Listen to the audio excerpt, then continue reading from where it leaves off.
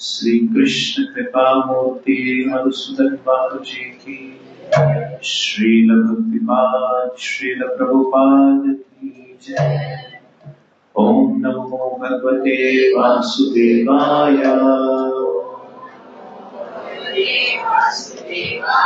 ओम नमो भगवते वासुदेवाय।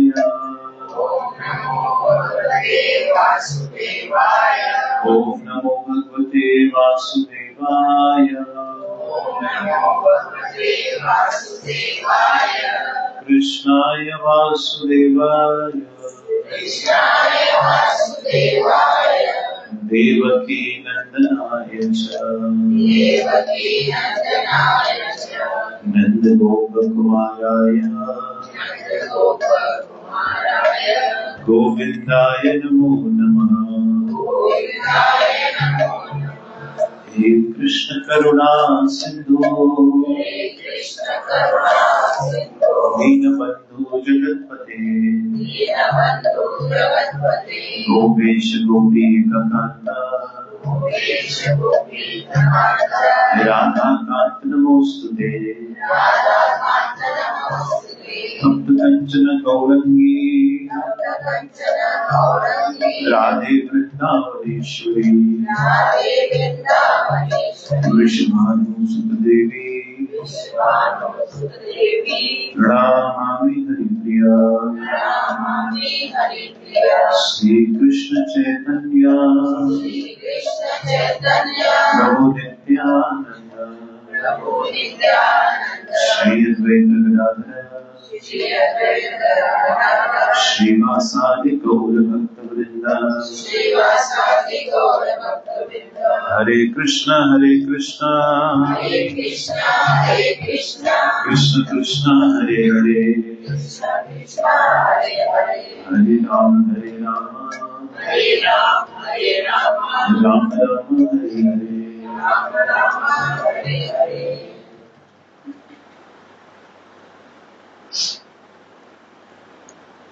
Shri Radhe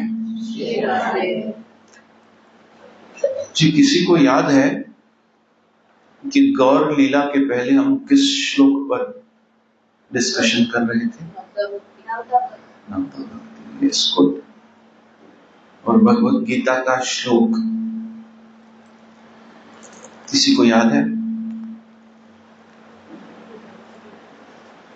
chapter number 11 श्लोक नंबर 54।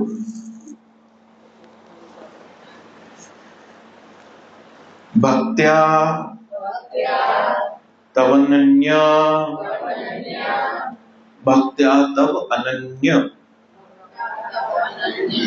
शक्यः अहम् एवं विद्धि अर्जुन ज्ञातुं दृष्टुं च तत्वेन प्रविष्टुं च परन्तप। हे अर्जुन, केवल अनन्य भक्ति द्वारा मुझे उस रूप में समझा जा सकता है जिस रूप में मैं तुम्हारे समक्ष खड़ा हूं, और इसी प्रकार मेरा साक्षात दर्शन भी किया जा सकता है। केवल इसी विधि से तुम मेरे ज्ञान के रहस्य को पा सकते हो।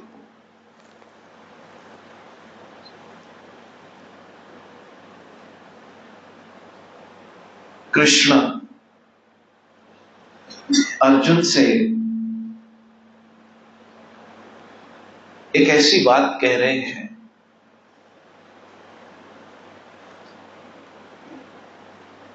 जो समझने में किसी को भी परेशानी नहीं हो सकती। कृष्ण कह रहे हैं कि अर्जुन, जैसे मैं तुम्हारे सामने इस समय खड़ा हूं, मेरे ऐसे दर्शन कैसे किए जा सकते हैं? केवल अनन्य भक्ति से। अब इस श्लोक में कई सारे रहस्य छुपे हैं। कई सारे रहस्य।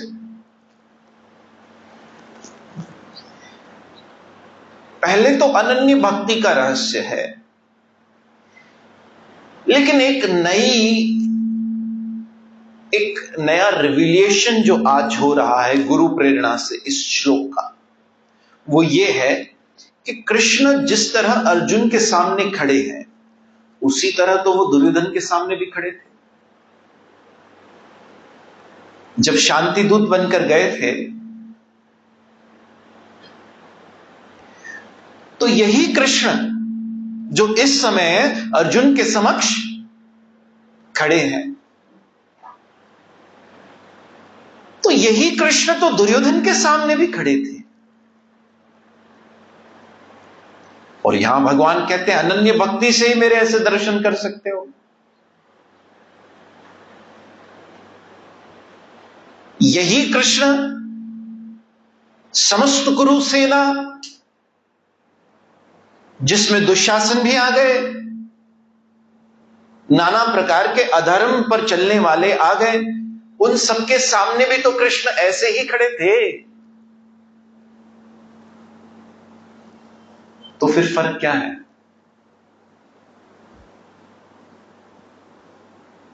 कृष्ण तो कह रहे हैं भाई मुझे सिर्फ अनन्य भक्ति से ऐसे देखा जा सकता है जैसे तुम मुझे। तो अगर यही बात है तो हे मेरे हरि, हे मेरे वसुदेव, हे मेरे ठाकुर, आप तो इसी तरह से दुर्योधन के सामने भी खड़े थे, उसकी तो कोई अनन्य भक्ति नहीं थी। तो सीक्रेट क्या है भाई?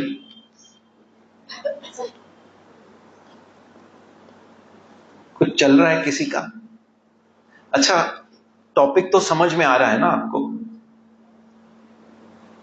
देखिए, कृष्ण चाहिए थे, लेकिन जब यहां कह दिया केवल अनन्य भक्ति से,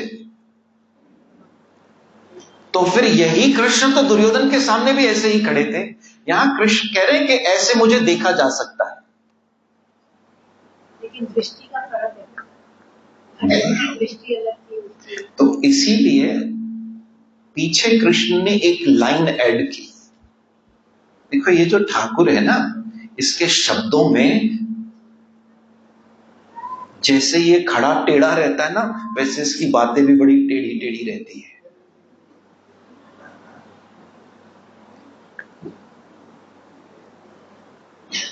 यहां कृष्ण ने कुछ शब्द अंत में जोड़े हैं, सुनो। इसलिए भगवत गीता के एक एक शब्द को बड़ा ध्यान से, कभी कभी तो लोग ऐसे बस पढ़ने के लिए पढ़ते हैं कि पढ़ रहे हैं पढ़ रहे हैं पढ़ रहे हैं। मैं सच बताऊं, गुरु कृपा से मैं कभी कभी एक लाइन पढ़ता हूं, मैं उसके आगे कभी कभी पढ़ ही नहीं पाता हूं, क्योंकि उस किसी भी शास्त्र की एक लाइन भी पढ़ने के बाद आपको इतना कुछ मिल जाता है उसमें से कि पूरा दिन पर्याप्त है उस पर चिंतन चलता रहे। कई दिन पर्याप्त है कि उस एक वाक्य पर चिंतन चलता रहे। कुछ और एक शब्द पर आपका कई दिनों तक चिंतन चल सकता है।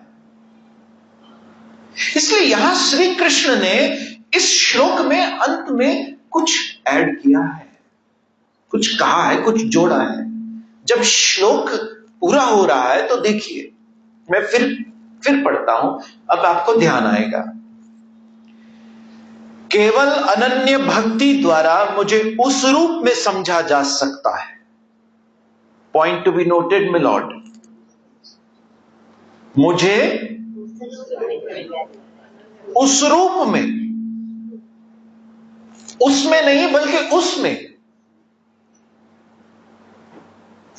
मुझे उस रूप में समझा जा सकता है जिस रूप में मैं तुम्हारे समक्ष खड़ा हूं। आगे, इसी प्रकार मेरे साक्षात दर्शन भी किया जा सकता है। हाँ? मेरा साक्षात दर्शन भी किया जा सकता है। साक्षात शब्द बड़ा महत्वपूर्ण है। कि मेरा यहां तुम साक्षात दर्शन कर रहे हो। साक्षात, हम कहते हैं ना साक्षात्कार हो गया। ये शब्द साक्षात्कार का इंग्लिश में यदि अनुवाद करें तो realisation, to realise. And what is there to be realised? What is there to be realised? ये रियलाइज करना है कि कृष्णस्तु भगवान स्वयं, कृष्णस्तु। और यही साक्षात्कार, यही रियलाइजेशन दुर्योधन को नहीं थी। दुर्योधन के सामने तो कृष्ण खड़े थे, लेकिन क्या दुर्योधन कृष्ण को उस रूप में देख रहा था जिस रूप में अर्जुन देख रहा है? क्या दुर्योधन को वो साक्षात्कार हो रहा था जो इस समय श्री कृष्ण अर्जुन को करवा रहे हैं? नहीं। इसलिए अर्जुन, ये जो इस समय मैं तुम्हें दर्शन दे रहा हूं, जिस रूप में तुम मुझे देख सकते हो, ये एक्सक्लूसिवली उन्हीं के लिए है जो अनन्य भक्ति कर रहे हैं, जो अनन्य भक्ति कर रहे हैं। दुर्योधन के सामने तो श्री कृष्ण खड़े थे, लेकिन कृष्ण की एक बात दुर्योधन ने नहीं मानी। कृष्ण ने दुर्योधन से कहा कि दुर्योधन, तुम 5 गांव, केवल 5 गांव पांडवों को दे दो। दुर्योधन का जवाब क्या था? मैं तुम्हें सुई की नोक जितनी भी जमीन नहीं दूंगा। अब यदि दुर्योधन को यह साक्षात्कार होता कि जिसे मैं ये शब्द कह रहा हूं वो है जिसके लिए ब्रह्मा जी ब्रह्म संहिता में भी कहते हैं, यस्य प्रभावा जगदंड कोटि ऐश्वर्यस्य समग्रस्य वीरस्य, जिसके लिए भागवत कहती है कृष्णस्तु भगवान स्वयं, जिसके लिए ईसो उपनिषद कहती है कि जो भी स्थावर और जंगम है सब भगवान की प्रॉपर्टी है। ये वो है जो कहता है कि भोक्तारम यज्ञ तपस्यम सर्वलोकम ऐश्वरम, कि आई am the proprietor of all the planetary systems. सारे ग्रह नक्षत्रों का जो मालिक है, जो ओनर है, जो प्रोप्राइटर है, वो मैं हूं। क्या दुर्योधन को यदि ये साक्षात्कार हुआ होता तो वो कहता कि मैं सुई के नोक जितनी अरे तुम्हें पता है तुम किससे बात कर रहे हो? ये तो वैसी ही बात हुई कि रिलायंस कंपनी का मालिक अंबानी किसी को कहे कि मैं तुमसे कुछ चाहता हूं, मुझे दो, और वो कहे मेरे पास रिलायंस कंपनी के शेयर हैं लेकिन मैं एक शेयर भी तुम्हें नहीं दूंगा, हंसी आई ना? ये वो तब ही कहेगा जब उसे पता नहीं कि सामने जो खड़ा है वो अंबानी है, और तुम उसे कह रहे हो मैं तुम्हें रिलायंस कंपनी का एक शेयर भी नहीं दूंगा।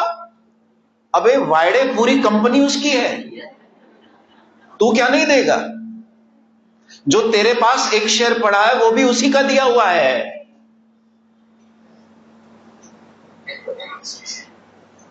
यह साक्षात्कार दुर्योधन को नहीं था, इसलिए दुर्योधन उस रूप में कृष्ण को नहीं देख रहा था जिस रूप में अर्जुन देख रहा था, और वो रूप में सिर्फ अनन्य भक्ति से देखा जा सकता है। अब अनन्य भक्ति कहते किसे हैं? अनन्य भक्ति मतलब ये कि आप कृष्ण के अन्यथा किसी और को अपने हृदय में जगह न दो। ये हाथ सब जगह जुड़ेंगे, लेकिन ये माथा सिर्फ उसी जगह पे नमन करेगा जो मेरे गोविंद का द्वार होगा। सबको हाथ जोड़कर सम्मान किया जाएगा, सबका मान किया जाएगा, सबका सम्मान किया जाएगा। लेकिन यदि भक्ति की बात आई,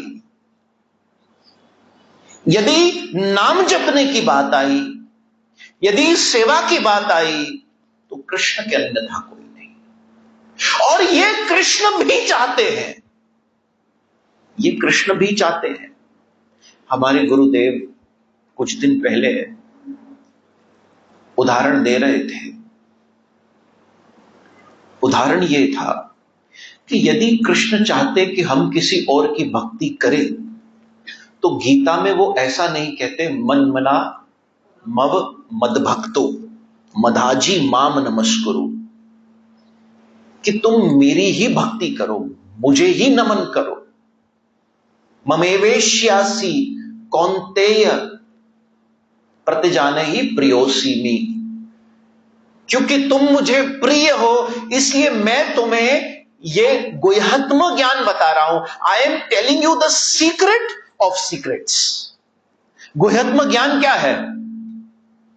एक है ज्ञान, और उस ज्ञान का भी एक गुह्यत्म मतलब एक रहस्य, एक गुह्यत्म ज्ञान वेदों का यह है कि कृष्ण भक्ति करो भाई। कृष्ण भक्ति के अन्यथा यदि हम अपना विश्वास, अपना समर्पण कहीं और पर लगाते हैं, तो समझ लीजिए कि अभी बहुनाम जन्मानम, बहुत जन्म अभी बाकी है। इसलिए कृष्ण ने स्पष्ट कह दिया माम एकम शरणम व्रज।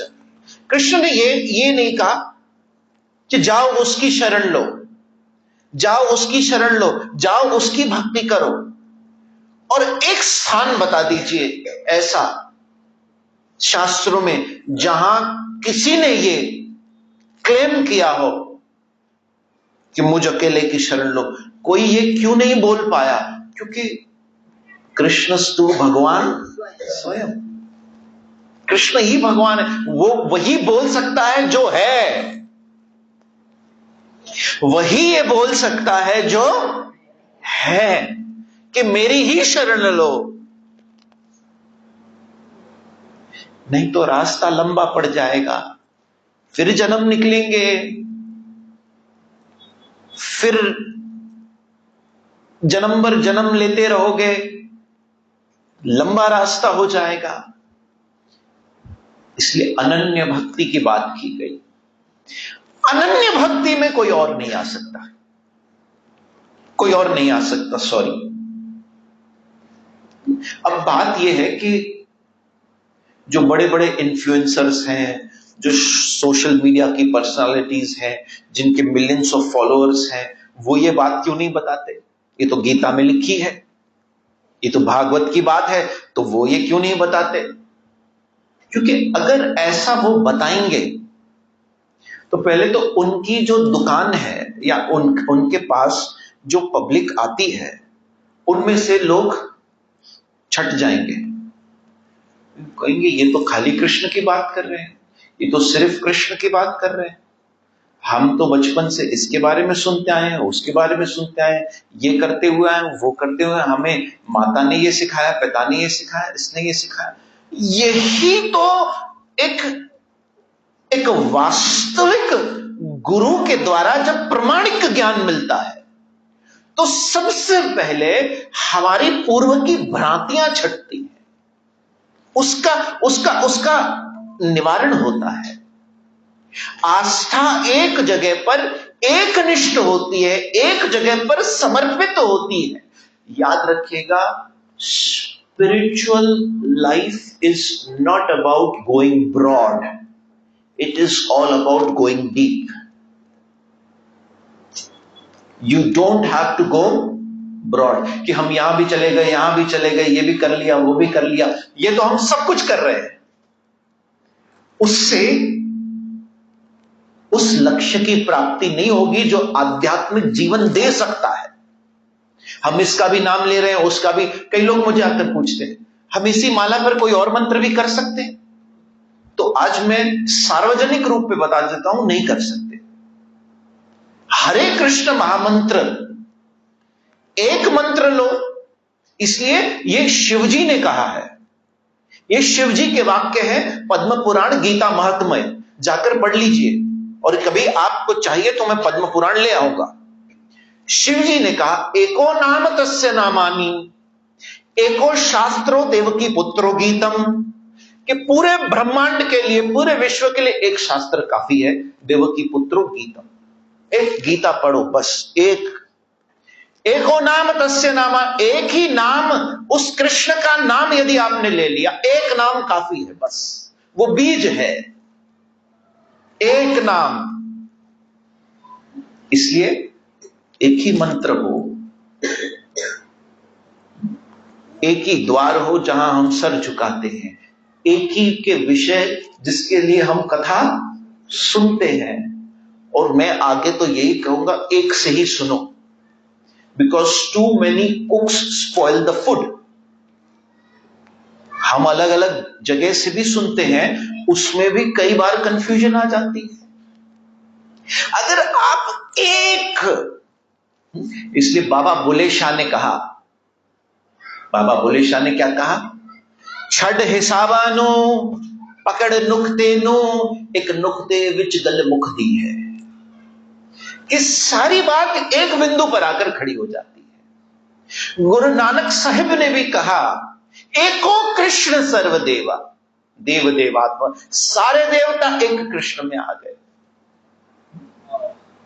आपको यदि पेड़ को हरा भरा रखना है तो पत्तों पर कितना भी पानी चढ़ा दीजिए, कोई फल नहीं मिलेगा, वो पेड़ सूख जाएगा।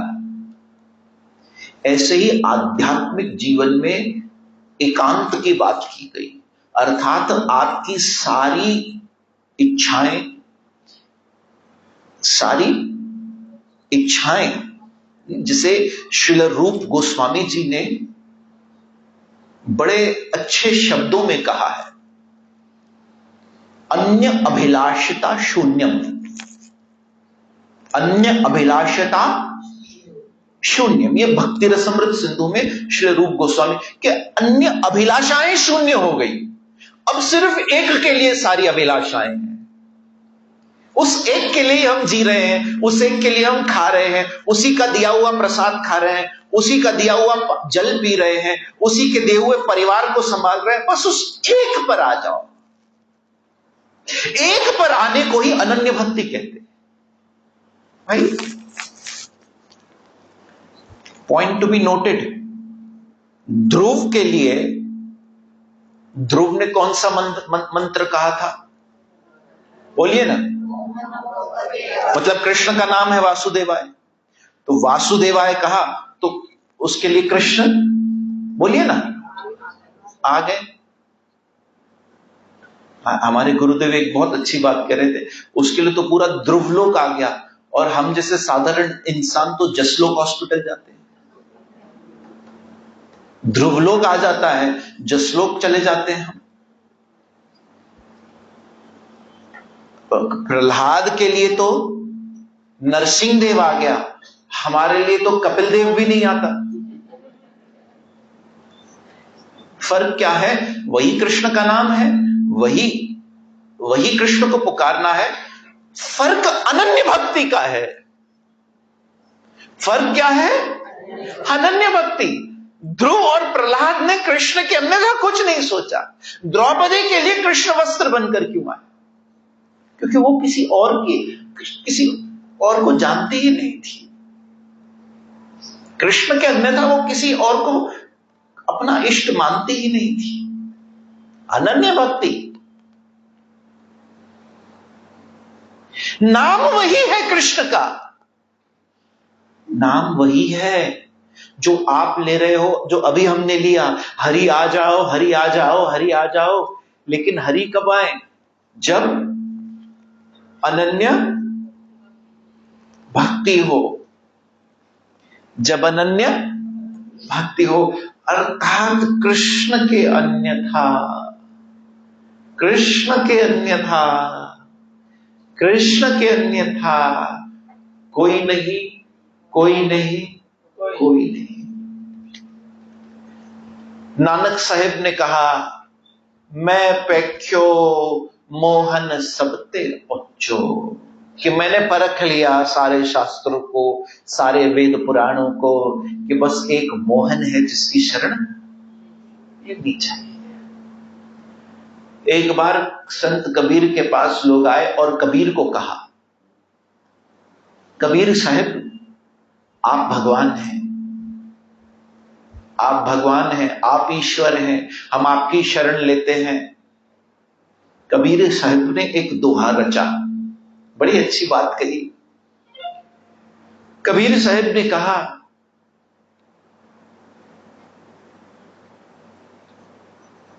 कबीर कबीर क्या करत हो, कबीर कबीर क्या करत हो, जाओ जमुना के तीर, एक एक गोपियन के मटके पर लटके लाखों कबीर। कबीर कबीर क्या करत हो, जाओ जमुना के तीर, एक एक गोपियन के मटके पर लटके लाखों कबीर।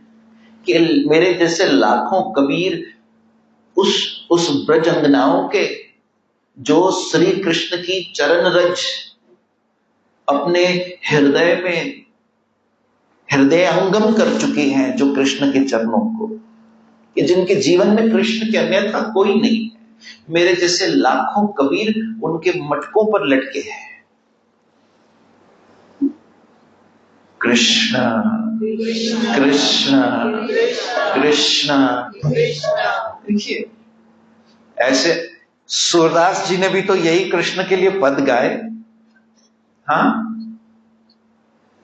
हम गाते हैं, सबसे ऊंची प्रेम सगाई, सबसे ऊंची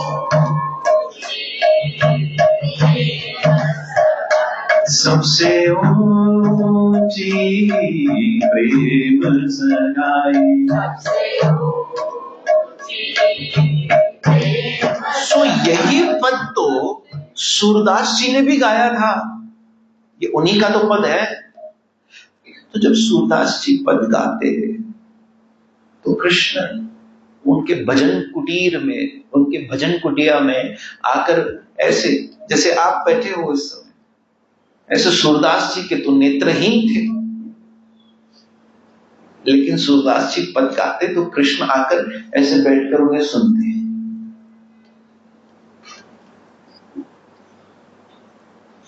तो ये केवल अनन्य भक्ति से ही हो सकता है, याद रखिए। वो आता है, वो कन्हैया कन्हैया तुझे आना पड़ेगा, वचन गीता वाला निभाना पड़ेगा। काठियावाड़ में भक्त नरसिंह के लिए वो 52 बार आया, 52 बार आकर वो उनके काम करके गया। कितनी बार आया कृष्ण नरसिंह के लिए? 52 बार आया। और भक्तमाल में एक कथा भी आती है कि कई बार जिन लोगों को भक्त नरसिंह से द्वेष होता था, तो एक बड़ी साधुओं की टोली जा रही थी, उन्होंने सोचा कि नरसिंह के पास भेज देते हैं, और नरसिंह के पास जब ये लोग कुछ दक्षिणा मांगेंगे तो ये कुछ होगा नहीं, और जरूर कुछ नरसिंह के ऊपर अपराध लगेगा। अब इतने सारे साधु आ गए भक्त नरसिंह के पास। नरसिंह, विश्वास कीजिए, सभी साधुओं की सेवा की, सबों को खिलाया, सबों के रहने की व्यवस्था की। मैं भी भूखा ना जाऊं और मेरा साधु भी भूखा। अंत में वो साधु द्वारका की यात्रा पर जा रहे थे, तो अब नरसिंह ने सोचा, अब कैसे होता था उस समय कि एक चिट्ठी लिखकर देनी पड़ती थी कि द्वारका जाओ, इस फलाने सेठ से हाँ जाकर जो भी तुम्हें पर्याप्त चाहिए अपने जीवन निर्वाह के लिए, उनसे ले लो। क्या कहते हैं उसे, कुछ तो कहते हैं। तो वो नरसिंह मेहता को तो जानते ही नहीं थे कौन होगा, तो उन्होंने द्वारकाधीश का ही नाम लिख दिया और वो चिट्ठी दे दी उन्हें कि आप जाओ और वहां ये सेठ जी के लिए पूछो, और द्वारकाधीश सेठ जी बनकर आए और उन साधुओं की जो आवश्यकता थी सबों को वो पूरी की, सबों की हुंडी भरी। आप देखिए, भगवान को भक्त का कार्य करने में बड़ा रस आता है। जिस तरह भक्त को भगवान की सेवा करने में आनंद आता है, उसी तरह भगवान को भक्त की सेवा करने में भी आनंद आने लगता है। भक्तमाल में कथा आती है जयदेव गोस्वामी की। मुझे लगता है एक भक्तमाल का प्रसंग फिर आरंभ करना चाहिए। भक्तमाल में बड़ी अद्भुत कथाएं हैं भक्तों की, क्योंकि भक्ति का विषय है। तो ये भक्ति के विषय में नवदा भक्ति करते करते हम ये अपने आप में ही एक अनलिमिटेड द्वार खोल देता है कथा के। कई सारे प्रसंग आते हैं। जयदेव गोस्वामी जी जगन्नाथपुरी में रहते थे और उन्हें भगवान के लीलाओं के साक्षात्कार होते थे। बात वही जो कृष्ण कह रहे हैं गीता में कि मुझे साक्षात देखा जा सकता है। तो जयदेव गोस्वामी जी को साक्षात्कार हुआ करते लीला के, और जयदेव गोस्वामी जी उसको संस्कृत के पदों में लिखते जाते, जिसे आज गीत गोविंद कहते हैं, जो आज भी जगन्नाथ जी को सुनाया जाता है। गीत गोविंद बड़ा प्रिय है, गीत गोविंद। तो जयदेव गोस्वामी जी जब गीत गोविंद की रचना कर रहे थे, जब भजन करने बैठते तो उन्हें गोलोक की, भगवत धाम की लीलाएं नजर आती और उसी को संस्कृत के पदों में लिखते जाते। एक दिन उन्होंने राधा रानी और श्री कृष्ण की एक अद्भुत लीला के दर्शन किए। जब उन्होंने ये देखा कि आज राधा रानी मान करके बैठ गई है और श्री कृष्ण उन्हें मनाने के लिए उन्हें प्रणाम कर रहे हैं, तो जयदेव गोस्वामी जी ने सोचा कि भगवान की ये लीला तो बड़ी गुप्त लीला है, बड़ी गुह्यत्म लीला है, ये मैं नहीं लिख सकता। ये दर्शन तो मैंने किया, लेकिन मैं ये गीत गोविंद में लिख नहीं सकता। तो उन्होंने अपनी कलम छोड़ दी और गंगा स्नान करने चले गए। गंगा स्नान करने गए, पीछे से स्वयं श्याम सुंदर आए जयदेव गोस्वामी बनकर। कृष्ण स्वयं जयदेव गोस्वामी बनकर आए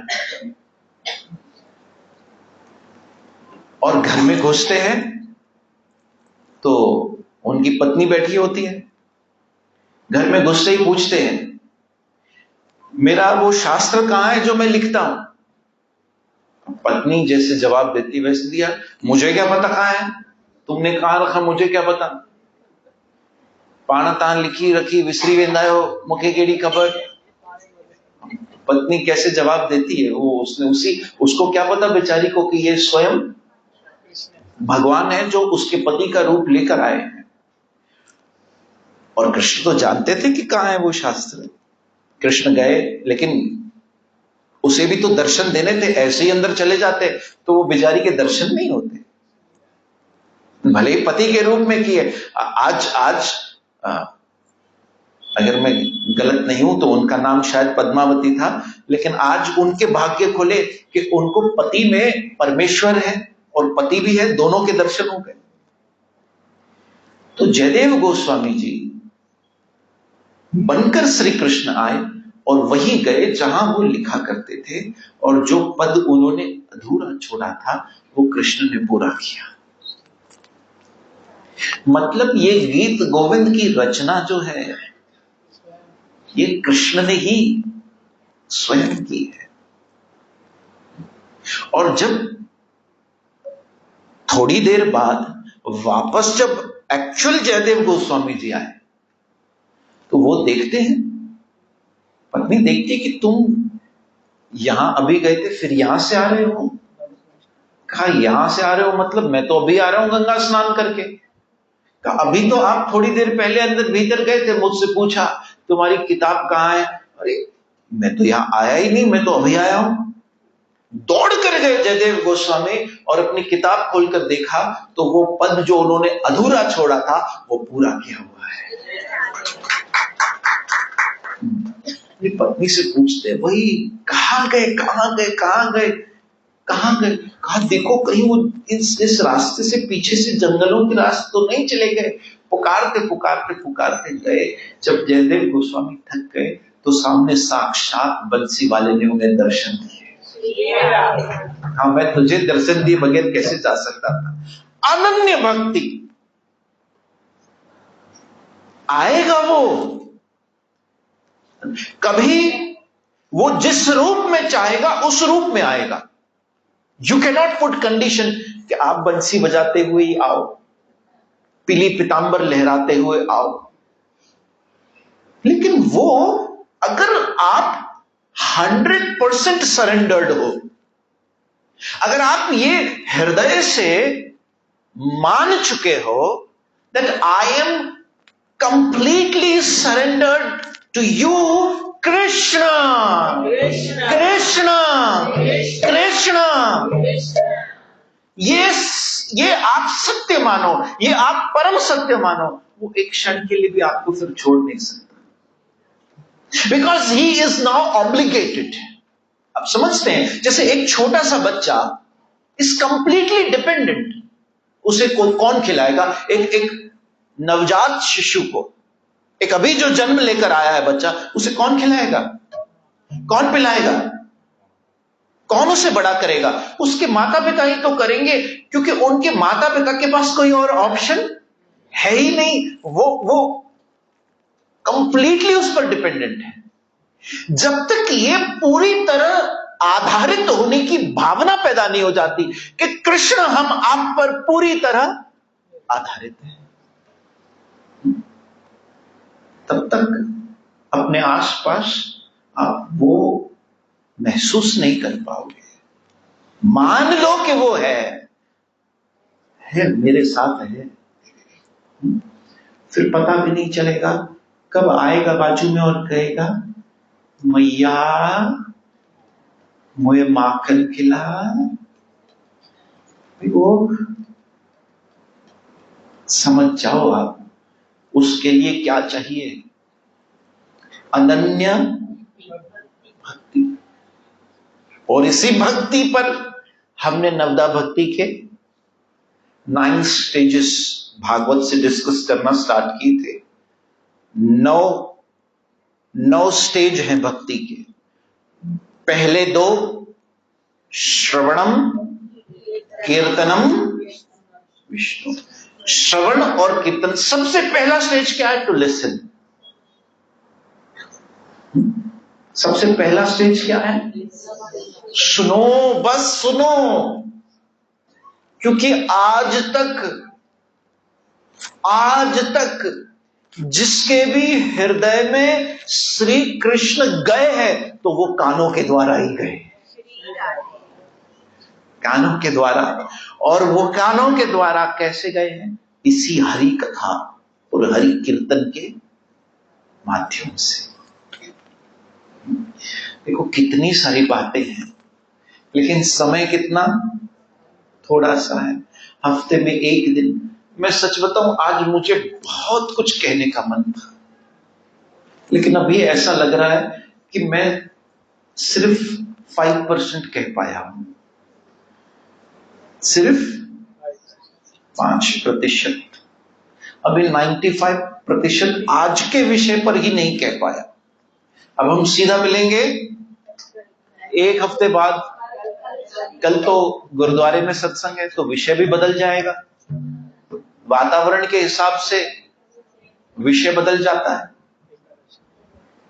तो अब हम मिलेंगे एक हफ्ते बाद, फिर एक हफ्ते बाद और 1-2% निकलेगा। कैसे किश्तों में हमारा जीवन चल रहा है। इसलिए मैं कहता हूं ना, हरि अनंत, हरि कथा अनंत। आज सिर्फ एक शब्द कृष्ण का। पहले तो दुर्योधन और अर्जुन का उदाहरण, अब मैं रिकैप कर रहा हूं कि आज का पूरा सत्संग क्या था, ताकि आप हमारे कानों के साथ साथ हमारा मन भी चले। तो पहले तो दुर्योधन के सामने भी कृष्ण थे, अर्जुन के सामने भी कृष्ण थे, लेकिन दुर्योधन कृष्ण को उस रूप में नहीं देख पाया, बल्कि वो तो कह रहा था बंदी बना लो इसे। अरे, और इसी बात पर तो ठाकुर जी को बड़ी हंसी आ गई कि तू मोए बंदी बनाएगा, मैं तो सिर्फ मां जशोदा के हाथ से बंधू, मुझे तो वो ब्रज की रस्सी बांध सकती है, वो डोर बांध सकती है जिसे प्रेम डोर कहते हैं। ये ले आया बड़ी बड़ी जंजीरें, सारे सिपाही जंजीर ले आए कृष्ण को बांधने के लिए। हस्तिनापुर की सभा में जब शांति दूत बनकर कृष्ण गए, तो दुर्योधन क्या क्या कह रहा था कृष्ण को। अरे तू ग्वाला है, तू क्या जाने ये राजपाट की बातें, तू ये युद्ध की बातें क्या जाने। अगर जमीन चाहिए, अगर गांव चाहिए, अगर राज्य चाहिए तो युद्ध करके लो। ये कृष्ण को कहा। कृष्ण को क्या कहा? जाओ हमसे युद्ध करके लो। तो अगर वो जानता कि ये एक अकेला कृष्ण, अच्छा दूसरी बात, यही अर्जुन और कृष्ण तो थे जो द्वारका गए थे। महाभारत युद्ध के पहले सहायता मांगने कृष्ण के पास दोनों भी तो गए थे।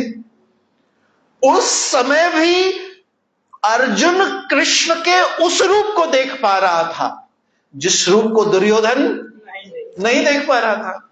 इसलिए दुर्योधन सेना लेके नाच पड़ा कि मुझे सेना मिल गई, 11 अक्षीय नारायणी सेना प्राप्त हो गई, और खुश हो गया कि युद्ध में तो सेना ही चाहिए, युद्ध में तो अस्त्र शस्त्र वाले सैनिक चाहिए, गोला बारूद चाहिए, हाथी चाहिए, घोड़े चाहिए, ये सब कुछ चाहिए।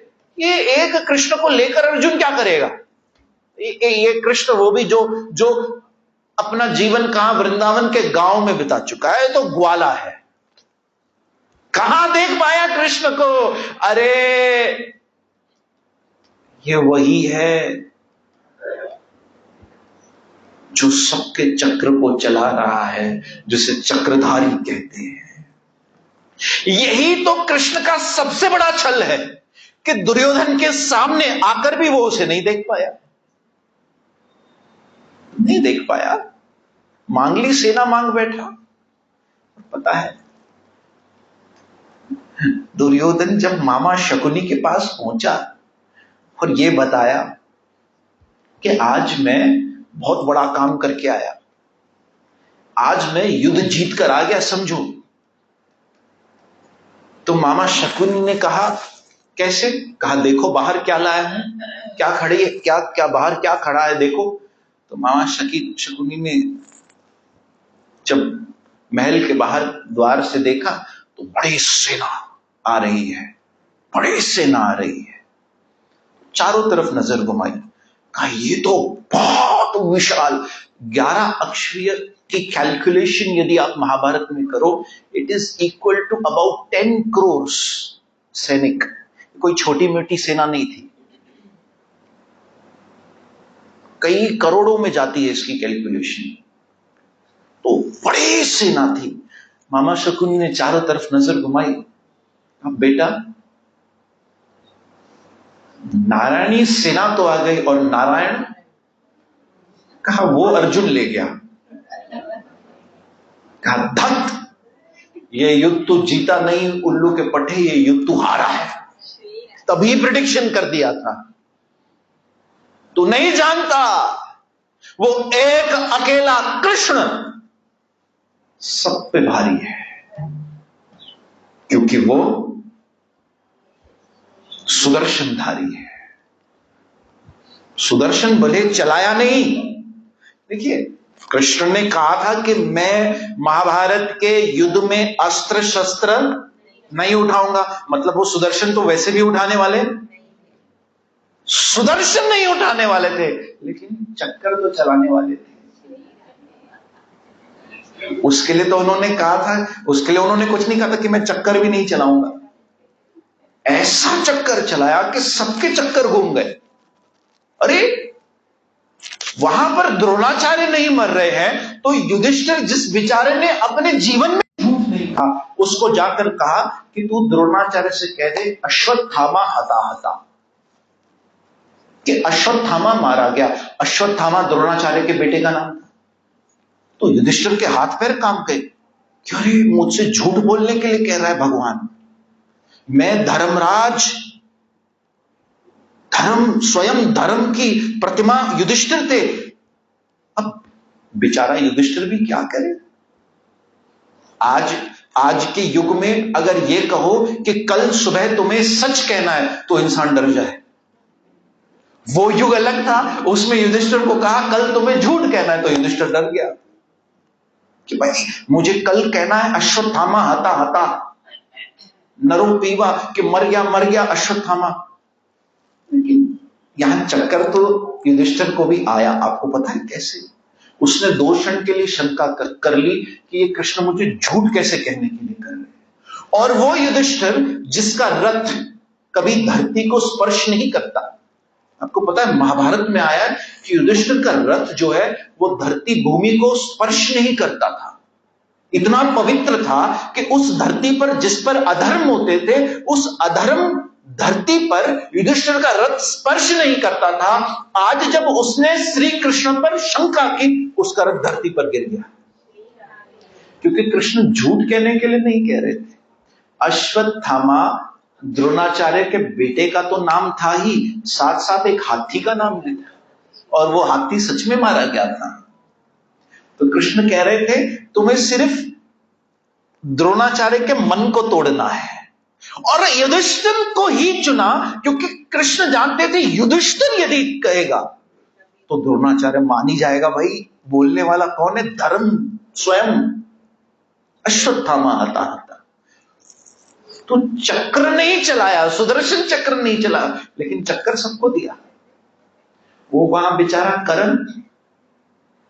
करण के रथ का पहिया फंस गया गड्ढे में। वो करण रथ का पहिया निकालने पहुंचा तो अर्जुन को कहा अर्जुन निकाल धनुष्मान, मार दे इसको, मौका अच्छा है। करण कहता है वसुदेव ये क्या, इतना बड़ा अधर्म, एक निरस्त्र जिसके हाथ में कोई अस्त्र नहीं है उसको मारना कितना बड़ा अधर्म है, आप जानते हैं?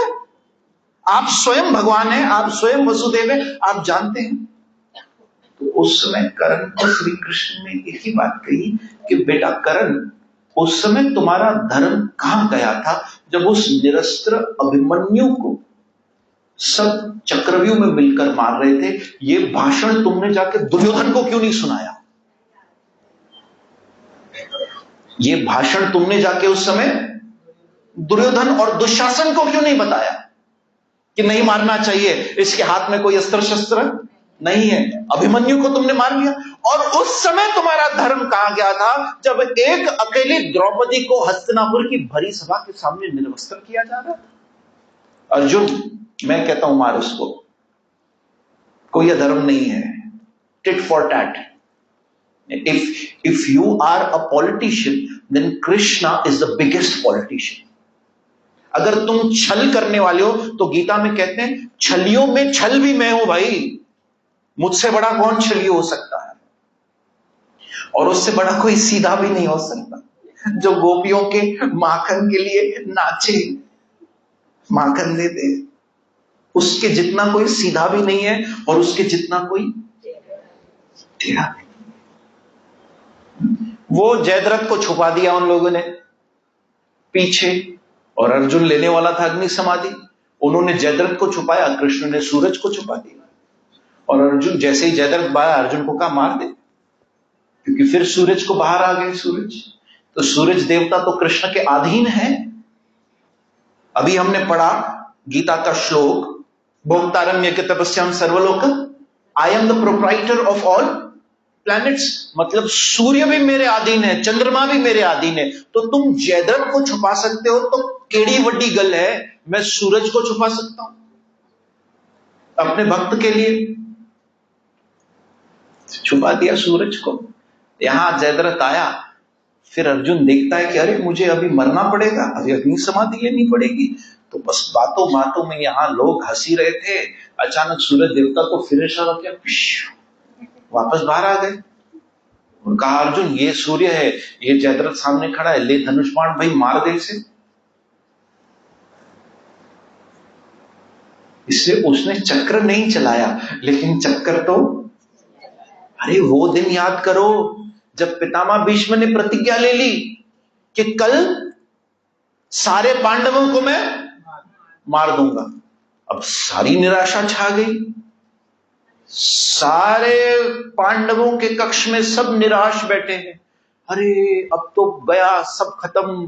पितामह भीष्म की प्रतिज्ञा, वो देवव्रत गंगा पुत्र जिसने आजीवन ब्रह्मचर्य का संकल्प ले लिया, उसकी प्रतिज्ञा के आगे कौन टिका है? कृष्ण। ऐसे कृष्ण है ना, हमारा उदास चेहरा नहीं देख सकते। कृष्ण अपने भक्त का,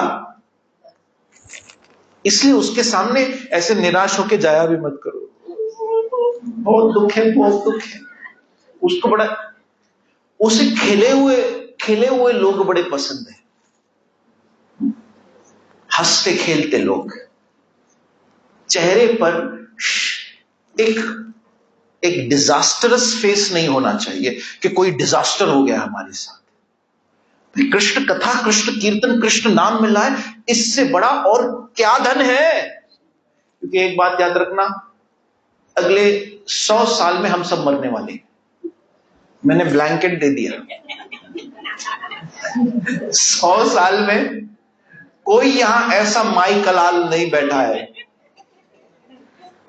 जो अगले 100 साल के ऊपर जिएगा। तो आफ्टर ऑल कुछ ही समय है ना यहां, मतलब, और ये समय भी निकल रहा है और वार हो रही है तो लोग भी कुछ ज्यादा जल्दी निकल रहे हैं।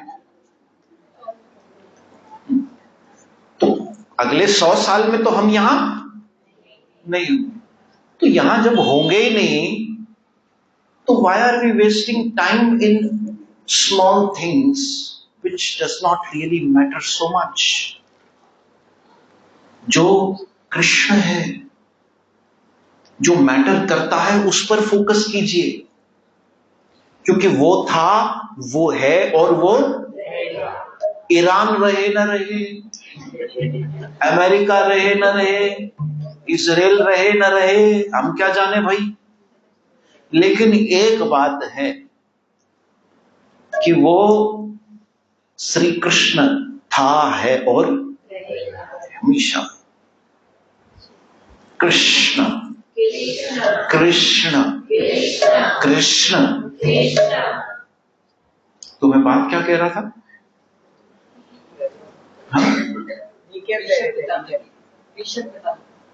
भीष्म पितामह, वो पूरा कर लेते हैं चक्र वाली बात।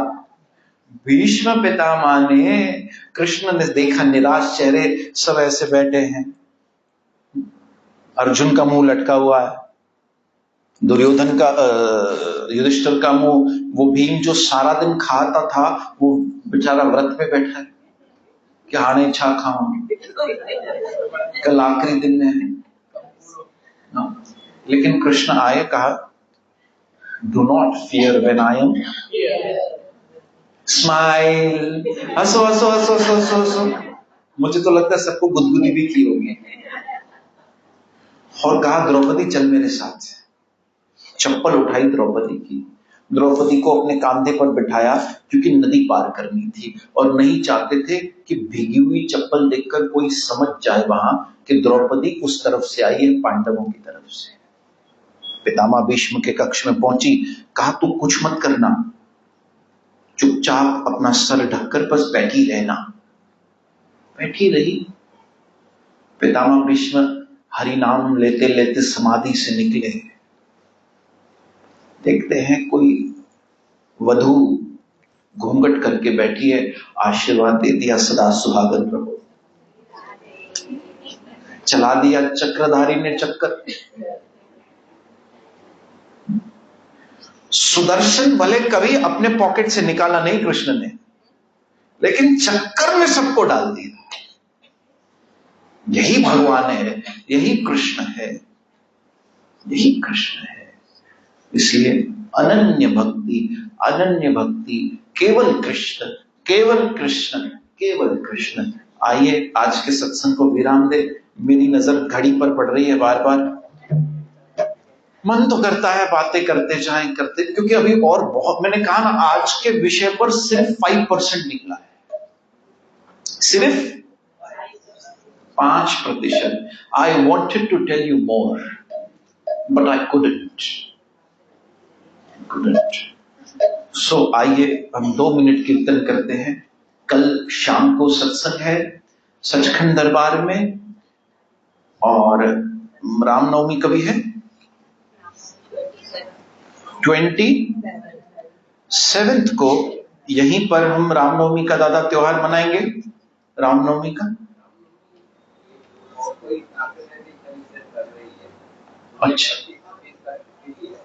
अच्छा, तो हमारा तो 27 है,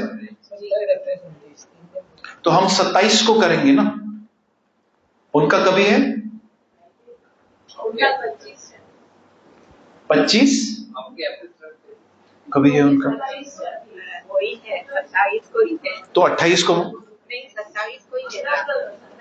हाँ, तो नहीं, यहाँ कभी खाली है। अच्छा, तो चलो ठीक है, बाद में देखते हैं। ओके, तो कल मिलेंगे कहाँ? सचखंड दरबार में, वहां पर विषय अलग होगा। आइए 2 मिनट कीर्तन करते हैं। जय जय श्री राधे, जय जय श्री राधे। आओ कन्हैया एक बार, आओ आ जाओ, आओ कन्हैया एक बार।